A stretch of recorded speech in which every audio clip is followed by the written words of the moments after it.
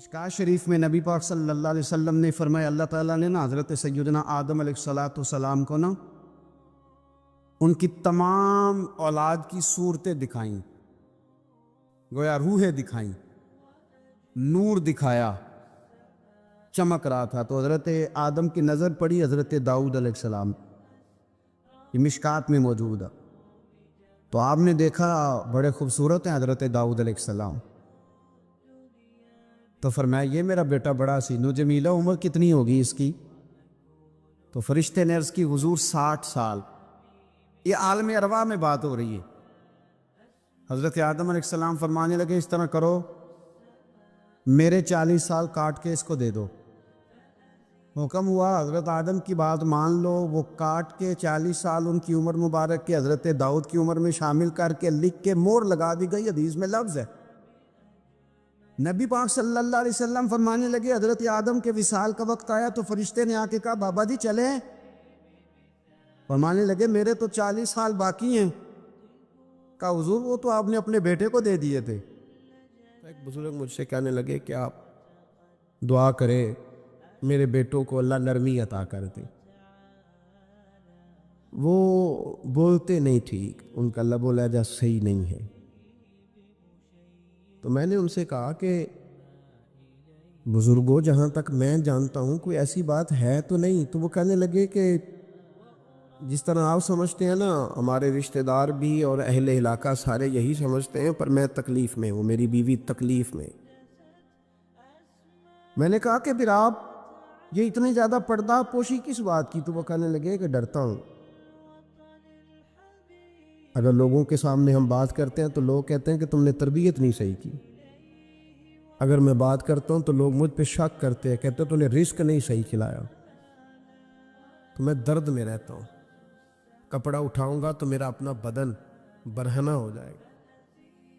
یار وہ کتنی تکلیف میں ہے باپ جو اپنے سگے بیٹے سے بات نہیں کرتا کہ پتہ نہیں کہاں سے بولے گا، کیا جواب دے گا میری بات کا، یعنی ڈرتا ہے، سہما ہوا رہتا ہے۔ یہ نوجوان ذرا غور کریں، ان لفظوں کی تکلیف محسوس کریں کہ اماں کہتی ہے کہ بھائی میں نہیں اس سے بات کرتی، اس لیے کہ وہ بڑے سخت جملے کہتا ہے، مجھ سے نہیں سہے جاتے، کوئی اور بات کرے۔ یعنی جس کی ماں بھی اس سے بات کرتے ہوئے ڈرے، جس کا والد بھی اس سے بات کرتے ہوئے سہم جائے،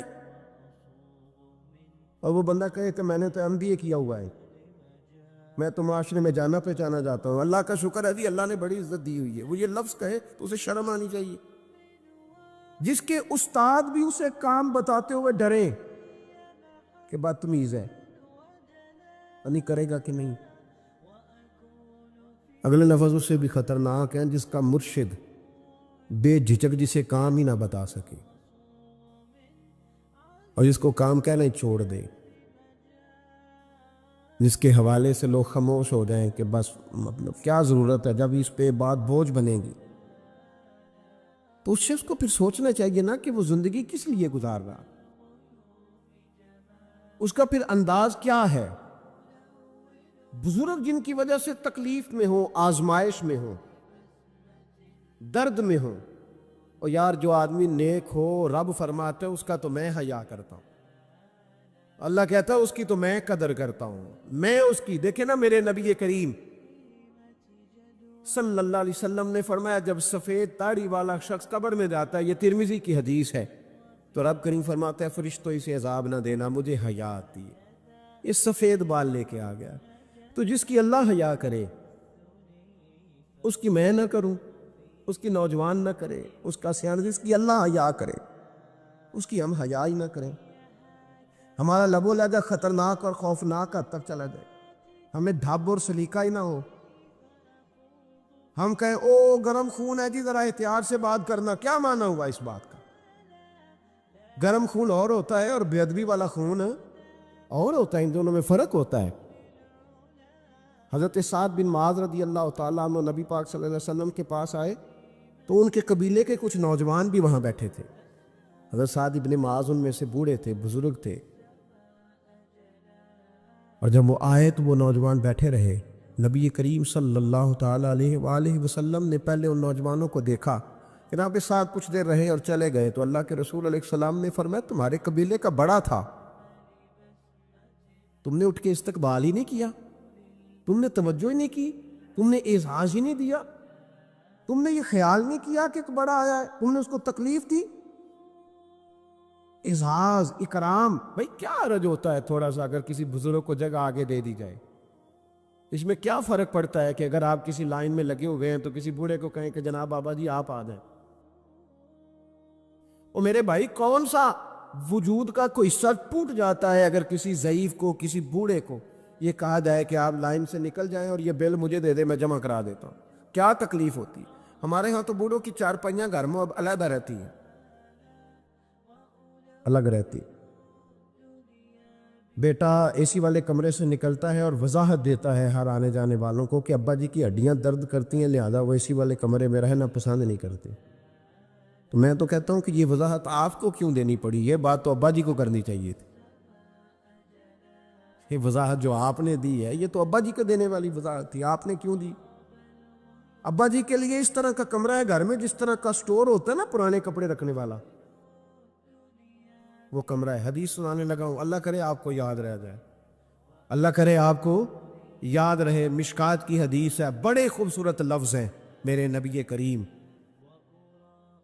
علیہ الصلوۃ والسلام نے فرمایا رب جو تمہیں روزی دیتا ہے نا یہ تمہارے ضعیفوں کی برکت سے دیتا ہے۔ وہ جو 90 سال کی اماں گھر میں ضعیف پڑی ہے نا، اسے سکریب کا مال نہ سمجھنا۔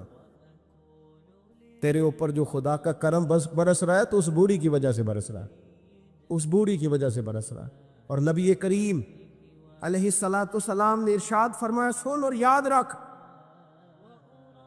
فرمایا رب تم سے ناراض ہوتا ہے، وہ بارشیں روکنا چاہتا ہے، تمہیں قحط میں مبتلا کرنا چاہتا ہے، لیکن تمہارے ضعیفوں کے سبب تمہیں بارشیں عطا کر دیتا ہے،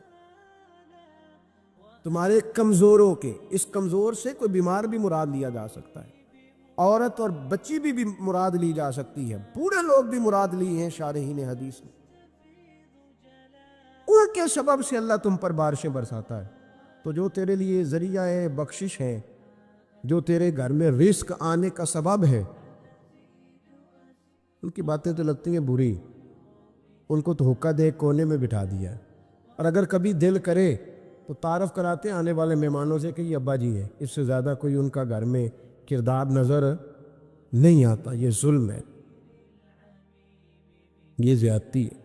بوڑھوں کا اکرام کرنا، ان کو پیار دینا، ان کو اعزاز دینا، ان کو ہمیشہ سربراہ بنا کے رکھنا، ان کے ساتھ اس طرح کا رویہ رکھنا کہ جیسے کسی بڑے شان والے آدمی۔ میں اکثر یہ رونا روتا ہوں، میں کہتا ہوں کہ ابے کی بھی عزت ہو سکتی ہے پر شرط یہ ہے کہ ابا امیر ہونا چاہیے۔ اگر تو ہو نا 6-7 مربع زمین کا مالک تو پھر تو پوتے کیا پڑ پوتے بھی پیر دباتے، لیکن اگر اس بوڑھے بیچارے کو بچوں سے خرچہ لینا پڑے تو پھر اس بیچارے کی کوئی حیثیت ہے؟ ہمارے استاد ایک بات سنایا کرتے تھے، وہ کہتے تھے کہ ایک آدمی نے دعوت پکائی ولیمے کی تو اس نے باہر پہرے دار کھڑے کیے، کہا کوئی غریب آدمی نہ اندر آئے، سارے امیر ہی آئیں۔ اور میرا تجربہ یہ ہے کہ اب غریبوں کو شوق ہو گیا امیروں کو دعوت دینے کا۔ ناراض تو نہیں ہو گئے آپ لوگ؟ یہ میں تجربے کی بات کر رہا ہوں۔ کبھی کسی غریب کے فنکشن میں جانے کا اتفاق ہوتا ہے نا تو مجھے یوں لگتا ہے کہ اس کا دل تھا کہ غریب کوئی بھی نہ آئے،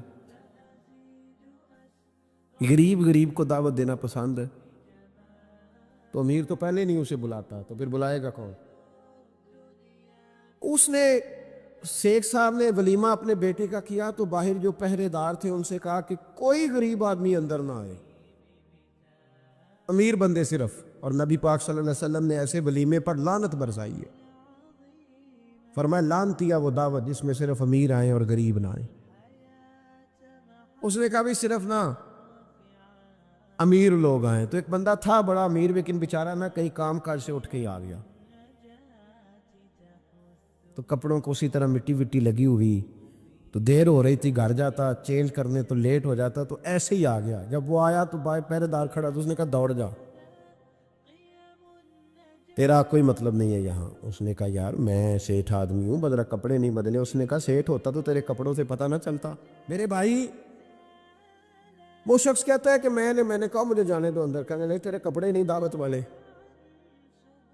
کہتا ہے میں وہاں سے واپس گیا دوڑا. آپ کو پتا ہے نا کپڑے بھی اب اللہ خیر کرے. ایک سنگی نو میں ایک دن کیا تو کالی اینک لائی سی خیر ہے کہندا موٹر سائیکل تے کٹا پیندا. کوئی دنوں تو بعد کار وچ بھی لا کے بیٹھا سی. میں کہ ہن کنوں میں کی پوچھاں، ہن تے بہتر ہے اینو چٹی سوٹی بھی نال دیاں. بھئی کیا اس سے انسان کا قد بڑھتا ہے؟ وہ ہے بات کرنے والی. جہاز میں اس دفعہ میں واپس آ رہا تھا تو جہاز میں ایک نوجوان کالی اینک لگا کے پھر رہا ہے. اب ڈر لگتا ہے نا، آپ کو پتا ہے کسی سے بات کریں گے وہ کیا جواب دے گا. تو کیا ان چیزوں سے قد بڑا ہوتا ہے آدمی کا کہ وہ تھوڑا سا جناب مطلب باہر آئیں. مجھے تو کمزور لگتے ہیں ایسے لوگ. اپنے لب و لہجے میں، اپنے انداز میں، اپنی طبیعت کے حساب سے، اپنے اسٹائل میں آپ زندہ رہیں. یہ سچ ہے اور یہ اصل ہے.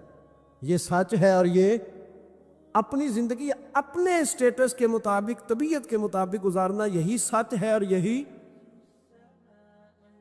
اصل ہے. اسی میں انسان کا حسن ہے، اسی میں اس کا وقار ہے. اللہ تعالیٰ سمجھنے کی توفیق عطا فرمائے. تو وہ بندہ واپس گیا بیچارہ، کپڑے بدل کے آیا. اس نے بھی کہا کہ جانا میں نے بھی ضرور ہے، پر تنگ بڑا آیا. گھر گیا، مایا شایا والے کپڑے پہنے، سمجھ لے کالی اینک بھی لگا ہی نہیں. آیا تیار شیار ہو کے، کوٹ شوٹ پہن کے، ٹائی شائی کے ساتھ. جب واپس آیا تو وہ جس نے کہا تھا نا داخل نہیں ہونے دینا، اس نے خود دروازہ کھولا. وہ بندہ سیدھا اسٹیج پہ چلا گیا اور لوگ کھا رہے تھے پلیٹوں میں سالن. اس نے پورا ڈونگا ہی لے لیا اور وہ لے کے نا سامنے رکھا اور ایک کونے سے اپنا کرتا پکڑ کے اس میں ڈبویا، پھر دوسرے سے پکڑ کے اس میں ڈبویا، پھر پیچھے سے پکڑ کے. لوگ کہنے لگے پاگل ہو گیا. کہنے لگا نہیں، میری تو دعوت نہیں، دعوت تو کپڑوں کی ہے. میری کہاں دعوت ہے؟ اس لیے کہ میں تو آیا تھا، مجھے تو داخل ہی نہیں ہونے دیا. یہ تو دعوت ہے میرے کو. نہیں سمجھ آئی آپ کو میری بات؟ بھئی وہ بھی کوئی انسان ہے جو کسی کو صرف کپڑوں کا حیا کرے. ٹھیک ہے، انسان کا لباس اس کی شخصیت کا آئینہ دار ہوتا ہے، کپڑے اچھے پہننے چاہیے. نبی پاک صلی اللہ علیہ وسلم نے فرمایا تیرے پاس اگر نعمت ہے تو چھپا نہ، اس کا اثر تیرے اوپر نظر ہے. لیکن آپ کسی کو کپڑوں سے جج کریں گے، گاڑی سے جج کریں گے، یہ معیار نہیں ہے.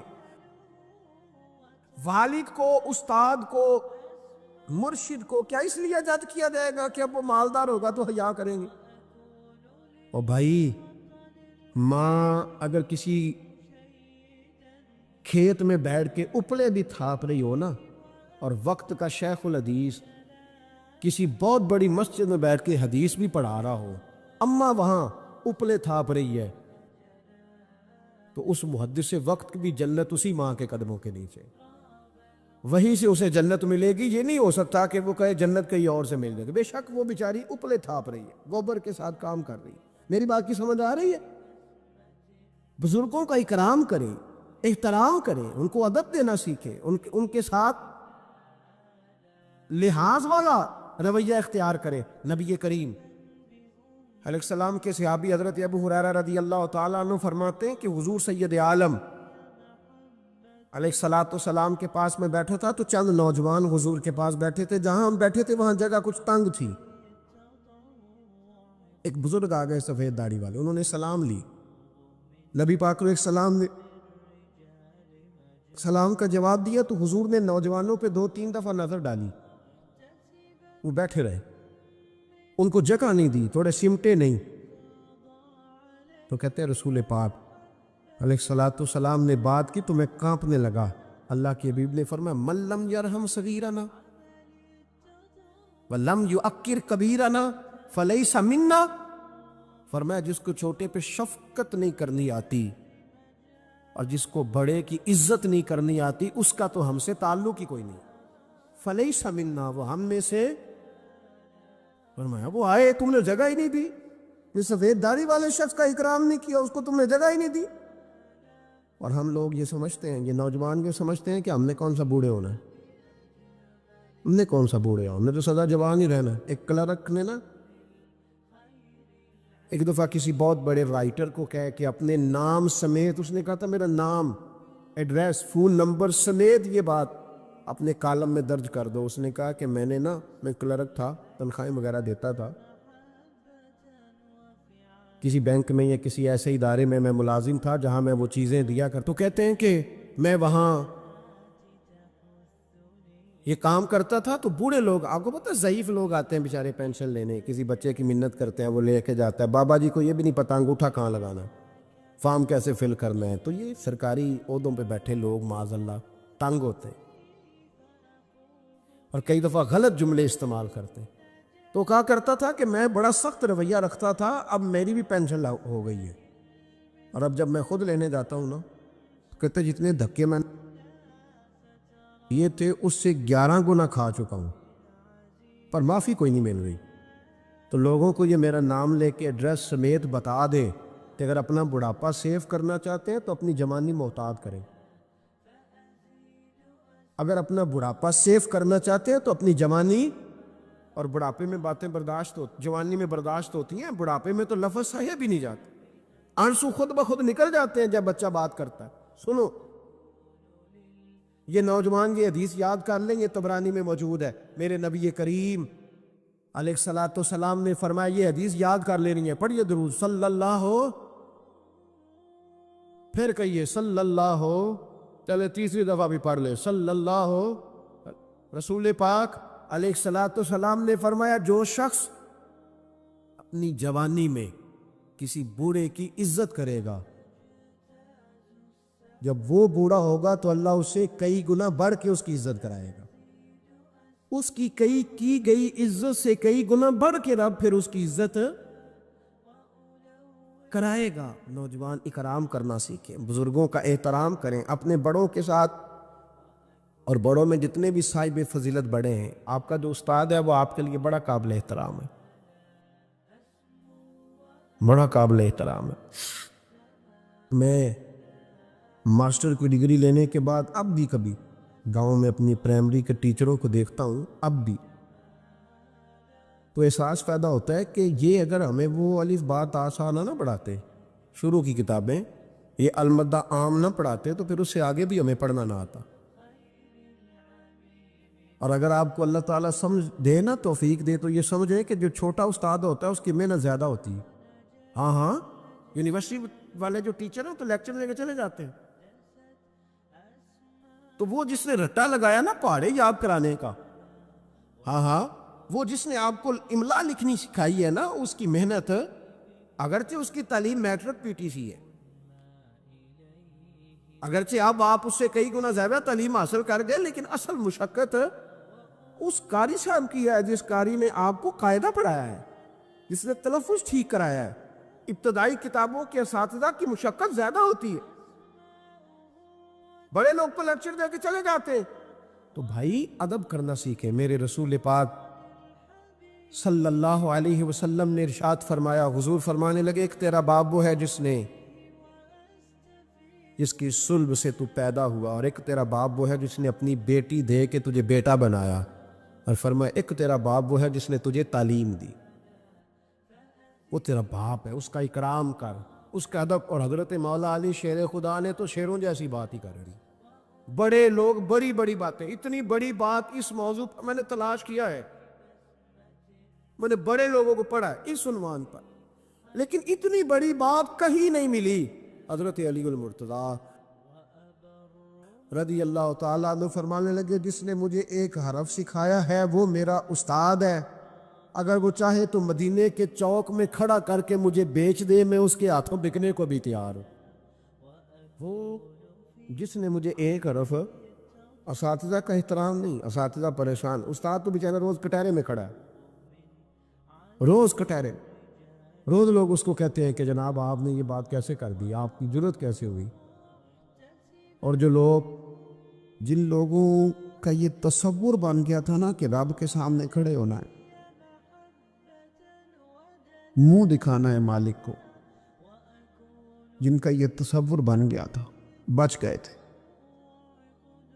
ہم دنیا میں جینے کے لیے سارا کچھ کرتے ہیں، رب رسول کو منہ دکھانے کے لیے نہیں کرتے۔ جن کا یہ تصور بن جاتا ہے نا، تو رب کہتا ہے وَلِمَنْ خَافَ مَقَامَ رَبِّهِ جَنَّتَانِ، فرمایا جو میرے سامنے کھڑے ہونے سے ڈرے گا میں اسے 2 جنتیں عطا کروں گا۔ وہ سمجھ جائے، اس کے لیے 2 جنتیں ہو جائیں گی۔ بڑا روتے ہیں لوگ، میں نے روتے دیکھے ہیں، دولت کے لیے، دنیا کے لیے، دوستوں کی بے وفائی پر، اپنے بچوں کی نافرمانی پر، پیسے نہیں ہیں تو رو پڑے، فلانے نے مجھے تنگ کیا تو رو پڑے۔ لوگوں کے لیے روتے ہیں، انسانوں کے لیے روتے ہیں، رب کے لیے رو کے دیکھ۔ اور نبی اکرم صلی اللہ تعالی علیہ وسلم نے فرمایا اگر تم اپنے رب کو کما حقہ پہچان کر دعا مانگو گے نا تو تمہاری دعاؤں سے پہاڑ بھی ہل جایا کریں گے، لیکن یہ دو چیزیں پیدا کرو، ایک تو اللہ کا خوف تمہارے دل میں آئے اور دوسرا معرفت الہی کا شوق پیدا۔ اگر طبیعت کے اندر یہ چیزیں پیدا ہو جائیں، خوف خدا نصیب ہو جائے اور صحیح معنوں میں نصیب ہو۔ آج کل بڑا لوگ کہتے ہیں اللہ سے ڈر، پر دوسروں کو جب مال خرید رہے ہوتے ہیں پھر کہتے ہیں اللہ کا خوف کر، اور جب بیچ رہے ہوتے ہیں تو جب کسی کو پیغام دین دے رہے ہوتے ہیں تو کہتے ہیں اللہ کا خوف کر، اور جب تیرے تک بات پہنچتی ہے تو پھر معاملہ ختم ہو گیا۔ میں ذمہ داری سے کہتا ہوں یہ جو کچھ ہمارے ہاں ہوتا ہے نا، عوام سے ڈر کے، عالمی میڈیا سے ڈر کے، قوم سے ڈر کے، اس سے آدھے کام بھی اگر رب سے ڈر کے کریں تو قوم کا بھی بھلا ہو جائے گا، لوگوں کا بھی نفع ہو جائے گا۔ اگر آدھا کام بھی ڈر کے کیا جائے، کچھ تھوڑا سا اپنے دل میں خشیت، اللہ کا خوف۔ حضور فرمانے لگے جتنا مکھی اور مچھر کا پر ہوتا ہے نا، اگر اتنے آنسو رب کے خوف سے تیری آنکھ سے نکل گئے تو حضور فرماتے ہیں جس طرح بھینس کے تھنوں سے نکلا ہوا دودھ دوبارہ تھنوں میں نہیں نہ جاتا، اگر کوئی اتنا بھی رو پڑا جتنا مکھی اور مچھر کا پر ہوتا ہے تو اس بندے کو اللہ دوزخ میں داخل نہیں کرے گا۔ شرط کیا ہے؟ اللہ کے خوف سے، رب کے خالصتاً اللہ کے خوف سے۔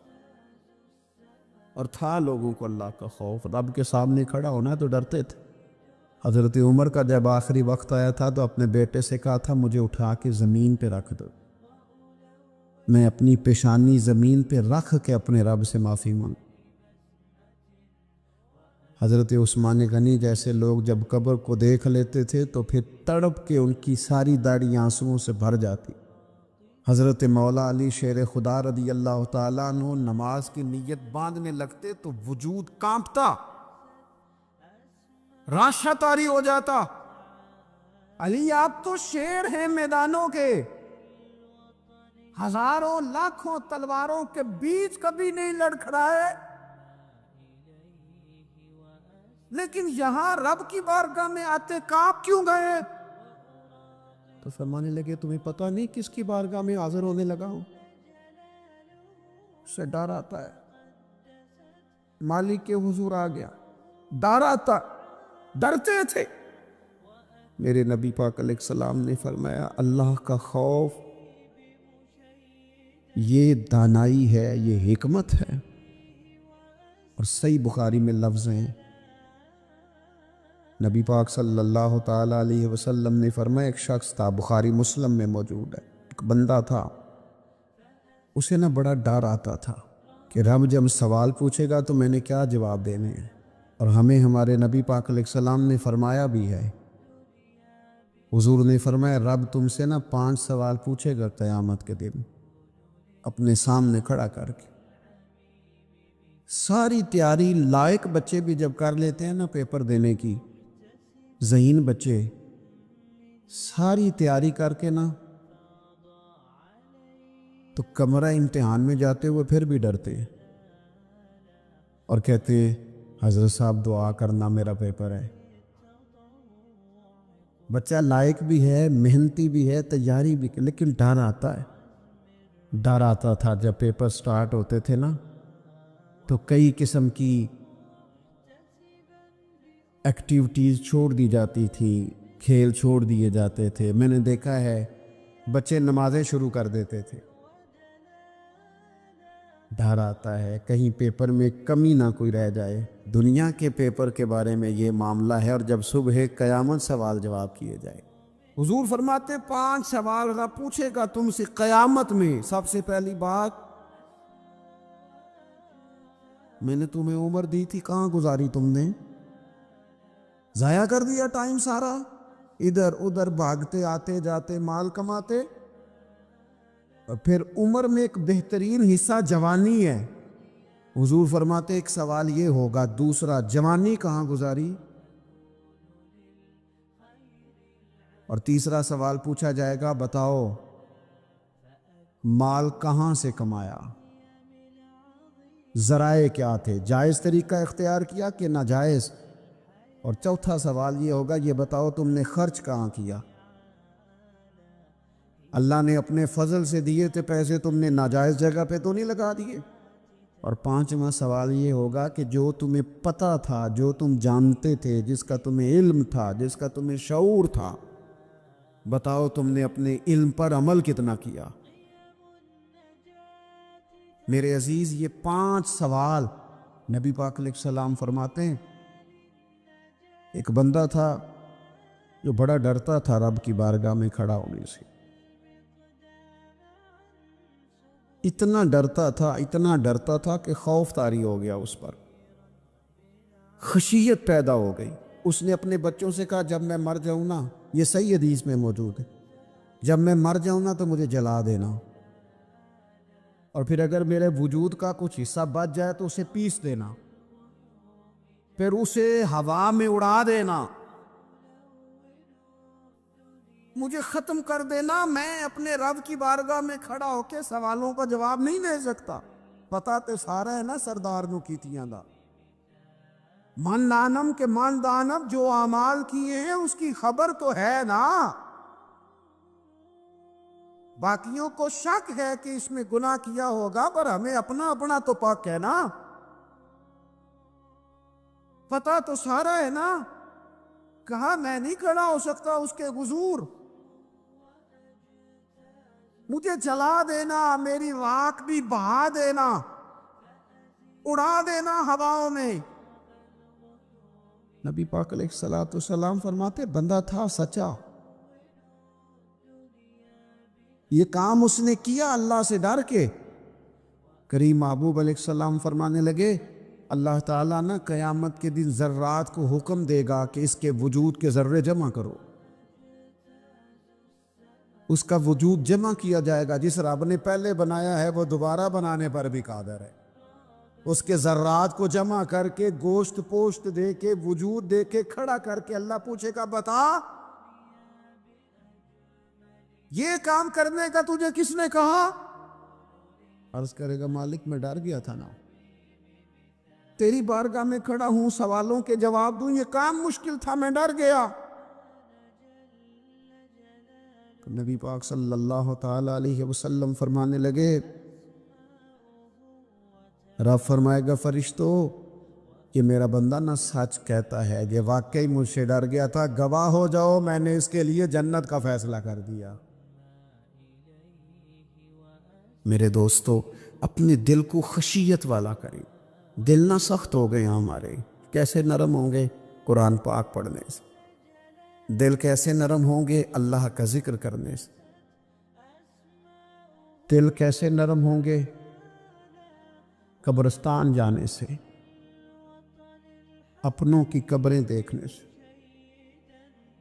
دل کیسے نرم ہوں گے؟ کبھی ہسپتال کا چکر لگا کے آؤ، دیکھو طبیعت کیسے نرم ہوتی۔ دل کیسے نرم ہوگا؟ کسی کے دکھ کو دکھ سمجھنے سے۔ دل کیسے نرم ہوگا؟ اللہ کی مخلوق سے محبت کرنے سے۔ دل کیسے نرم ہوگا؟ تنہائی میں رب کی بارگاہ میں رونے سے۔ دل کیسے نرم ہوگا؟ خالص اللہ کی رضا سے کسی کی خدمت کرنے سے۔ دل کیسے نرم ہوگا؟ یتیم کے سر پہ ہاتھ پھیرنے سے۔ دل کیسے نرم ہوگا؟ جب ہم اپنے مالک کی بارگاہ میں بیٹھ کے لمبی دعائیں مانگیں گے۔ دلوں کو نرم کرنے کی طرف لاؤ، اللہ کا خوف، خشیت اپنی طبیعت میں پیدا کرو۔ اس سے پہلے کہ تندرست جسم بیمار ہونے لگے. ڈاکٹر کہتے ہیں پتہ ہی نہیں چل رہا، رپورٹیں تو ٹھیک ہیں ساری، سمجھ نہیں آ رہی. ہمارے ہاتھوں سے کئی لوگ نکل گئے، کوئی پتہ نہیں چلا. دیر کے بعد خیال آیا کہ صبح بتایا تھا ڈاکٹر نے کہ تو لاہور چلا جا، یہ کبھی رات کو بتا دیتا نا. ہاتھوں سے نکل گئے بڑے لوگ، بڑی چیزیں نکل گئی. ہماری تیاری ہے سب کی، وہاں جانے سے کسی کو مفر نہیں اور کسی کو مکر نہیں. جانا ہے اپنی زندگی کے اندر خشیت الہی. کچھ کام فقط اس لیے چھوڑ دے، کوئی ہمیں روکنے والا نہیں، ٹوکنے والا نہیں، منع کرنے والا نہیں، دیکھنے والا نہیں. اس لیے چھوڑ دو کہ میرا رب نہ ناراض ہو جائے. کسی کی ہمیں مجبوری نہیں، کسی کی ہمیں پابندی نہیں، کوئی کسی کی طاقت نہیں ہمیں کہہ سکے، لیکن کچھ کام فقط اس لیے شروع کر دو کہ میرا اللہ راضی ہو جائے. ہمارے صوفیاء فرماتے ہیں کہ کسی بندے کے دل میں نا، وہ کہتے ہیں نا لوگ کہ بریک ٹھیک کر لو تو پھر گاڑی روڈ پہ چڑھا لو پھر خیر ہے. جہاں بھی موقع آئے گا اس کی بریک لگے گی. پھر لوگوں نے ایک اور آسانی کی ہے، میں نے دیکھا ہے کچھ ایسی گاڑیاں آئی ہیں جن کی بریک نہیں لگانی پڑتی. انہوں نے ایسا اس میں سسٹم فٹ کر دیا ہے کہ گاڑی کے سامنے کوئی چیز آتی ہے تو اس کی بریک خود بخود لگ جاتی ہے. وہ کہتے ہیں بغیر بریک کے گاڑی روڈ پر چڑھانی نہیں، بریکیں ٹھیک کرو پھر چڑھا لو. صوفیاء فرماتے ہیں کہ تم اگر چاہتے ہو نا کہ انسان جرم نہ کرے، خطا نہ کرے، لوگوں کو تنگ نہ کرے، تو اسے سوسائٹی کے اندر بھیجنے سے پہلے اس کے دل میں اللہ کا خوف پیدا کر دو. اگر اس کے دل میں تم خدا کا خوف پیدا کر دو گے، پھر تم اسے جہاں بھی چھوڑ دو گے وہ کوئی نقصان نہیں کرے گا. لیکن اگر خوف خدا نہیں نہ ہوگا، اگر اللہ کا ڈر نہیں ہوگا، پھر وہ لوگ دیکھتے ہیں کہ لوگوں کو کیسے مطمئن کیا جائے، لوگوں کی آنکھوں میں دھول کیسے جھونکی جائے.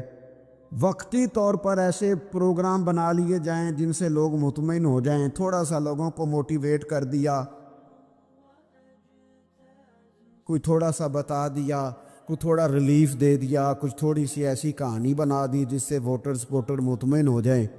لیکن فی نفس سے ہی بندہ نیک کب ہوتا ہے؟ میرا رب فرماتا ہے ان الذین یخشون ربہم بالغیب، وہ لوگ جو اپنے رب سے ڈرتے ہیں پر بن دیکھے ہی ڈرتے ہیں.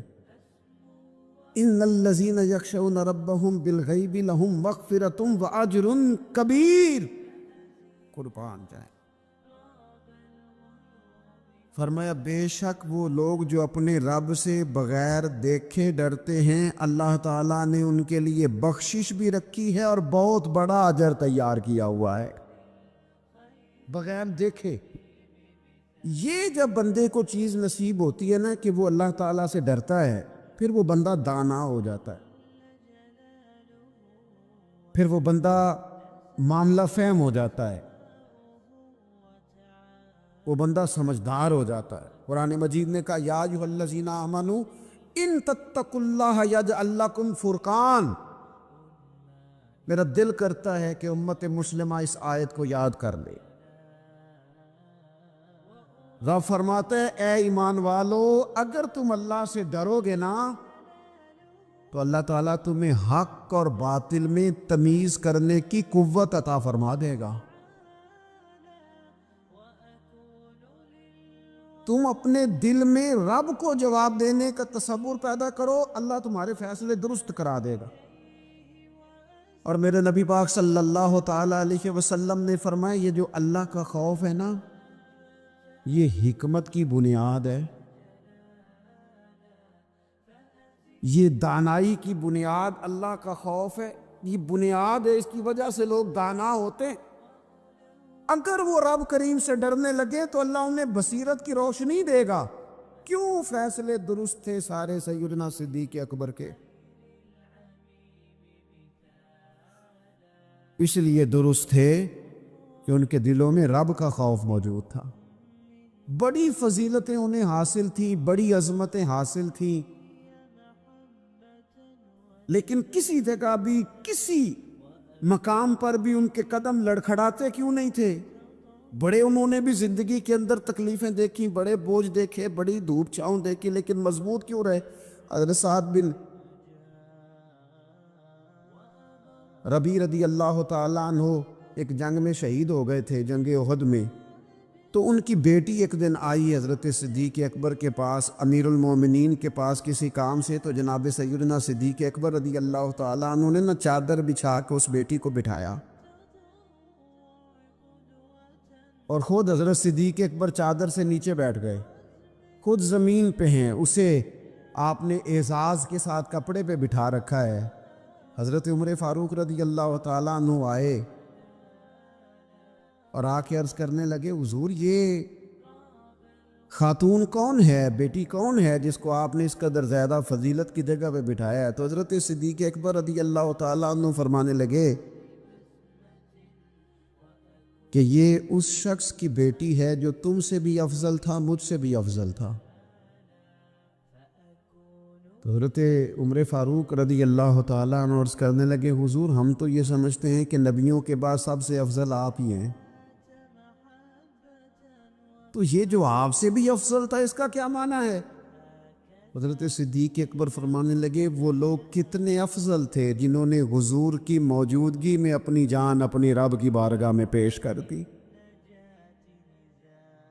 حضور کے مقدس ہاتھوں میں جن لوگوں کی روحیں پرواز کر گئیں وہ کتنے بڑے لوگ تھے.